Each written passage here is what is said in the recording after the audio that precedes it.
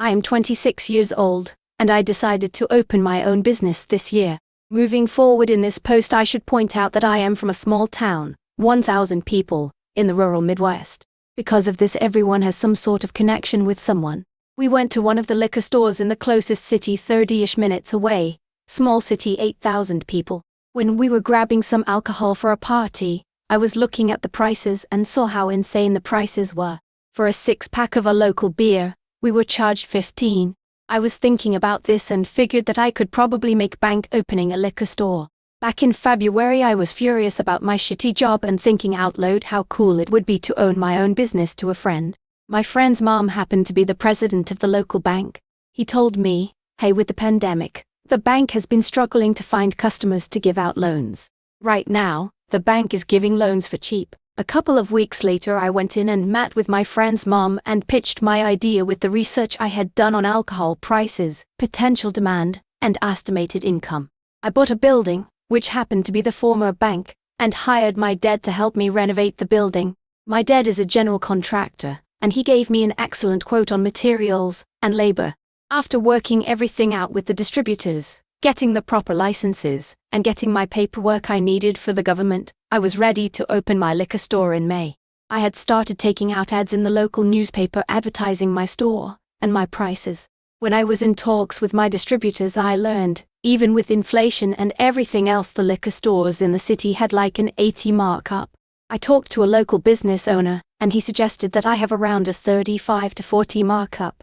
Because of this, I was significantly cheaper than the closest liquor store and had a much wider selection than the gas stations and small local stores nearby.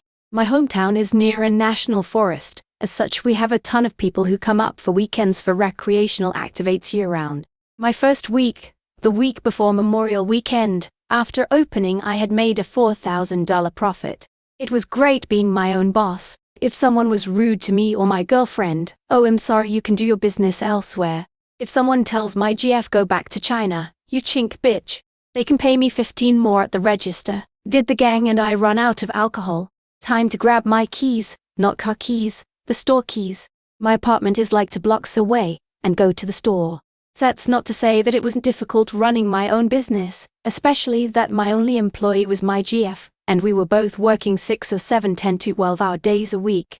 I was both manager, accountant, and cashier. But fuck, it's so much nicer knowing I can tell someone to pound sand for being a prick.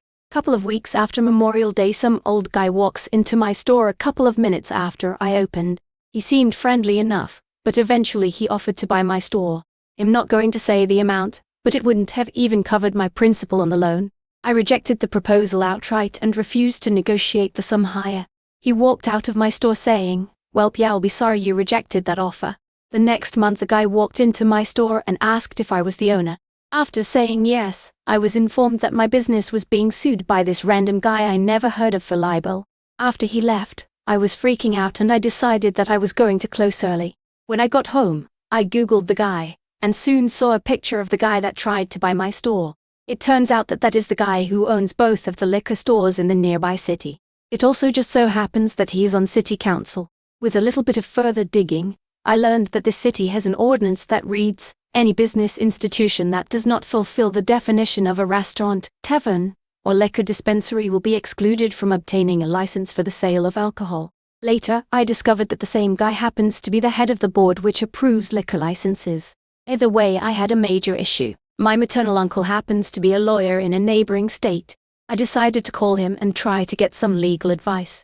I talked to him and read the documents that I had been served over the phone, and the research I had done. After receiving all of the information I had read off, I was expecting to get some sort of advice, but instead heard, "Hang on, I got to make a call," and he hung up. I'm freaking out. I was actually about to post my first post to legal advice.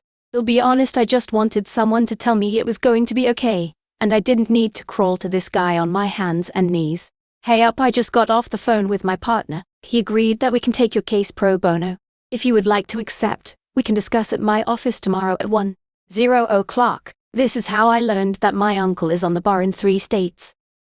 We meet, and we discuss the case. It turns out that the guy filed the libel suit against my business based on the ads I took out in the local newspapers. He claimed that my ads were targeted to damage his and his business reputation. There were a few other things that I had no idea what was being referenced, but uncle assured me that we would win this case no problem. 3 weeks later the case is dismissed, but after my uncle says people like that piece of work will likely try to file another suit against you. The next day I get served again, but this time I am the defendant. Not my store, me. I swear to God I look at the documentation and the only thing that changed was instead of my business name mine is listed as the defendant. Same thing happens, 4 weeks later the case is dismissed. Over the next 3 months I was sued just as many times. Before the 5th case's hearing we had a settlement meeting. My uncle, the judge, the guy suing me, his lawyer, a bailiff, and I were sitting in this room. Judge says, "You'd have been in court for times already. Is there any way we could come to an agreement that'll stop this cycle of faulty litigation?" The guy's lawyer says they have an offer and hand it to my uncle, who then hands it to me. It essentially read that he'll stop all litigation if I sell my business for about 30 of remaining loan principal. I outright rejected the offer and made a counteroffer. Said, "If you drop this case, I won't sue your ass for harassment." He busts out laughing. "Sue me? With what money? The legal fees alone ought to have drained you. You should be happy I chose to extend this offer and not sue your ass into bankruptcy and buy that shithole from the bank when they foreclose on your dumbass." The judge, the bailiff, and the guy's own lawyer were all looking at him aghast for saying the silent part out loud about the real reason I was getting sued. My uncle straight out said to him, "Oh, I am sorry, apparently you were never told. I have taken all of my nephew's cases pro bono. The only money he has spent on your litigations is gas. And bluntly, sir, I think your outburst has just ensured a suit against you."